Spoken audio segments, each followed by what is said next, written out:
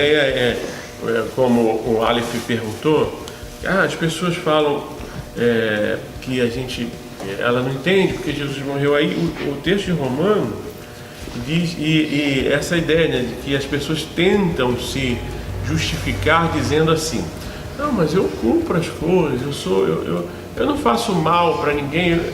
Tá bom saber que Jesus morreu, mas eu tenho Deus no meu coração, eu já sou uma boa pessoa, E aí Romano diz que porque aquilo que a lei fora incapaz de fazer, por estar enfraquecida pela carne, Deus o fez, enviando o seu próprio Filho, à semelhança do homem pecador, como oferta pelo pecado, e assim condenou o pecado na carne, a fim de que as justas exigências da lei fossem plenamente satisfeitas em nós, que não vivemos segundo a carne, mas segundo o Espírito.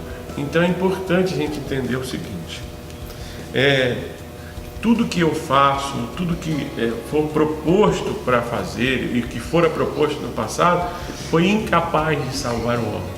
Ainda que eu tente ser um melhor cidadão, ainda que eu não faça mal para ninguém, ainda que eu diga que eu tenha Deus no meu coração, eu preciso entender que Jesus se fez pecado por mim. Ele morreu no meu lugar, ele se sacrificou, e só através dele que eu sou salvo. Só através do sacrifício de Jesus eu sou salvo. Por isso eu preciso entender a cruz, aquele ato da cruz, a morte na cruz precisa ficar claro para mim. Aquele ato me tirou da morte e me trouxe para a vida. Ainda que eu tente com a minha religião, ainda que eu seja um bom religioso, o que você tentar, sem a cruz não tem salvação. E aí? Falamos junto, Não, aí eu entro falando na questão da fé, né? Tipo assim, como Jesus ele fez tudo isso. Aí às vezes a pessoa até pensa, então já que ele morreu por mim, então beleza, eu tô salvo, posso viver do jeito que eu quiser. Só que aí entra a questão da fé. Se a pessoa não crê em Jesus, que ele fez, crê que ele fez isso, ela continua condenada, ela continua com aquela dívida. Porque, que nem o pastor tinha falado naquela parte lá, Jesus chegou e pagou, você tinha uma dívida. Aí você chegou lá, aí falam pra você: não, já pagaram tua dívida. Se você não acredita que pagaram, você vai continuar com ela, porque você não consegue pagar ela. Só através de Jesus que ela foi paga. Então por isso você tem que crer nele, acreditar que ele fez isso para que isso te alcance. Porque se você não acredita, como que isso vai te alcançar? Você bloqueia isso. Então você acredita para que sua dívida seja paga. Então por isso tem que ter na fé nele. Lá em 2 Coríntios 5,15 fala: e ele morreu por todos, para aqueles que vivem, já não vivam mais para si mesmo, mas para aquele que por eles morreu e ressuscitou. Então é bem isso que o Aleph acabou de falar, né? Que a gente tem que ter um compromisso com Deus, ser gratos através da nossa vida, negar os nossos desejos, as nossas vontades e negar o pecado mesmo todos os dias, né? Não é só o ato de aceitar Jesus uma vez na vida, acho que aqui todos já aceitaram, né? Mas não é só esse ato. É viver mesmo, né? Com compromisso. A nova vida em Cristo, a nova né? vida. É porque tem essa ideia, às vezes, de que, igual o Bala falou já no devocional, o que é crer em Deus, né? Todo aquele que crê em Jesus. Porque tem, às vezes, a ideia de que crer, todo mundo crê, né? A maioria das pessoas crê. Mas a ideia a fé, você se torna obediente a Cristo. Então todo aquele que crê em Jesus é salvo, mas não é só aquele que diz, eu creio, é aquele que vive de acordo com a proposta de Cristo, né? Então crer em Jesus é por isso que é necessária a fé, né? Pela fé em Cristo, e por eu não ser perfeito e não vou ser perfeito até a volta dele, mas por eu viver em santidade, eu buscando ser igual a ele, os preceitos dele, buscando a justificação nele, aí sim eu posso ser salvo. Porque pelos meus esforços, como o pastor disse, eu posso tentar a minha vida inteira ser justo, que no final da minha vida eu vou descobrir que eu não fui justo o suficiente para ser salvo. Mas aí Jesus, ele faz isso por mim. É ter Jesus como um modelo de vida, e a questão de Jesus ter morrido e por nós, por amor a nós, que isso também é uma ideia que tem que ficar bem clara, que todo esse plano de Deus foi por amor à nossa vida, por amor a nós. E essa morte de Jesus, que nos trouxe da morte para a vida, nos deu o direito de ter nossos pecados perdoados, nos deu o direito de nos relacionarmos com Deus por meio de Jesus Cristo e nos permitiu também ter a vida eterna por meio de Jesus, porque assim como Jesus morreu e ressuscitou, a ressurreição de Cristo é a garantia que nós temos de que também nós vamos ressuscitar. Nós vamos ter a morte física, mas nós também vamos ressuscitar os que morreram salvos, que é a ideia da salvação. Os que morreram salvos, crendo que Cristo é o nosso único Salvador e é o único caminho que nos leva a Deus, vão ressuscitar e vão também ter direito à vida eterna. Então é essa a ideia. Agora o Aleph falou da questão da justificação, porque a palavra diz que só por meio do sangue de Cristo é que nós somos purificados. Não há outra maneira, outro meio de nós sermos perdoados e purificados dos nossos pecados, senão por meio de Jesus. Então essa é a ideia da santificação e da salvação. E essa ideia da justificação, ela fica clara assim: eu sou injusto, então Jesus vem, derrama o seu sangue por mim e me torna justo. A justiça é só em Cristo. Por isso que João, ele diz, né, ele vai citar Moisés, que levantou a serpente lá no deserto, né? Ele cita Moisés, e lá a desobediência trouxe a condenação. Então a ideia da picada da serpente trouxe a morte e a condenação. E aí Jesus, ele mostra isso, né? Assim como a serpente foi derrotada na cruz, né? Mostrando que a cruz é que dá a vitória para nós.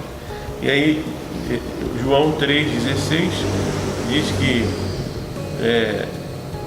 porque Deus amou o mundo de tal maneira que deu o seu Filho único, para que todo aquele que nele crê, então é necessário crer nele, saber que ele morreu é importantíssimo, saber que o sacrifício dele foi para o meu lugar é importantíssimo, mas eu preciso acreditar nesse sacrifício, crer nessa morte, para que eu tenha vida eterna. Então a vida eterna, ela parte da cruz. Ela parte da cruz. Então quando eu creio no sacrifício, eu creio na vida que Jesus trouxe, eu creio também que na ressurreição, porque quando Jesus morre, ele já nos dá também a convicção de que nós vamos ter a vida eterna com ele. João também diz, né, capítulo 14, né, não se turbe o vosso coração, crê em Deus. Então ele dá a ideia da vida eterna para a gente, né? Ele foi preparar essa morada e que ele vai voltar para nos buscar. Então é muito importante para a gente entender esse processo, porque é um processo maravilhoso, muito simples, quando você entende que você é pecador, com as tuas forças você não consegue salvar, mesmo que você seja o melhor cidadão dessa terra, mas que você precisa reconhecer o teu pecado, você precisa ser justificado, entender a justificação sobre a tua vida e aceitar no sentido de se submeter, porque quem me aceita é Jesus. Eu sou pecador, sujo, imundo, medíocre. Aí ele diz assim: pode vir. É igual a ideia do filho, o pai do filho pródigo, né? Eu te aceito de volta, vem. Aí eu cheguei lá todo sujo, aí ele me lava, me dá um banho, coloca um anel no meu dedo, me dá uma roupa nova, me veste e vai fazer uma festa para mim quando ele voltar. Depois disso, o que você fala? Podia deixar aqui, ó. Então, Né? só falta a parte de falar que Jesus é Deus.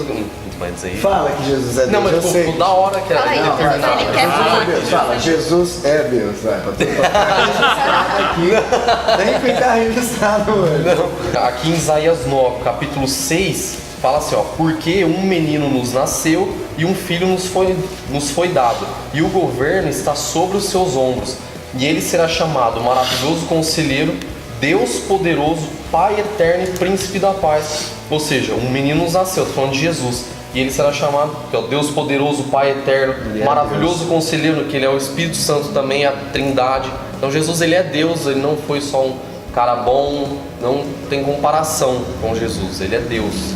Por isso que teve que ser através da morte dele. Qualquer um outro, se morresse, não ia valer nada. Então é só por ele mesmo. E Jesus faz uma pesquisa de opinião, pergunta para os discípulos, né? Mateus, o que estão dizendo aí que eu sou? Aí os caras falam, né? Não, estão dizendo que tu é Elias, não, tu é profeta. Profeta, isso. Aí Pedro chega e fala o quê? Tu és o Cristo, o Filho do Deus vivo, né? Que veio tirar a gente dessa escuridão. Então Pedro, aí Jesus fala, né? Quem te revelou não foi a carne, foi o Espírito Santo. Então é muito legal entender que quem é o Cristo? É o enviado, né? É aquele que deveria de vir. Então é legal a gente entender isso, né? Então aí acho que tipo, do panorama geral que a gente pegou desde Adão, né? De antes da fundação do mundo. Na verdade a gente pega desde antes da fundação do mundo, quando Cristo, ele já, no plano de salvação, Deus Pai, Filho e Espírito Santo, eles já têm o plano da salvação elaborado lá, antes mesmo do homem ser criado.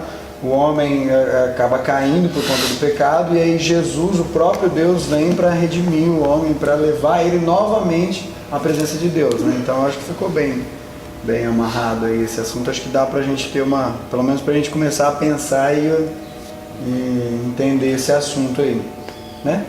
Quer falar, Sato? Não. Fala, garota. E aí no próximo vídeo que a gente já combinou, vai sair. Qual é o próximo vídeo? Não, o próximo a gente combinou de falar sobre louvor, né? Tá. Eu já falei com o Matheus. Me veio outra coisa na mente agora. Aí, lá vem. Fala aí. Não, me veio uma outra coisa na mente da gente, se a gente pegar e tipo estudar um livro da Bíblia, né?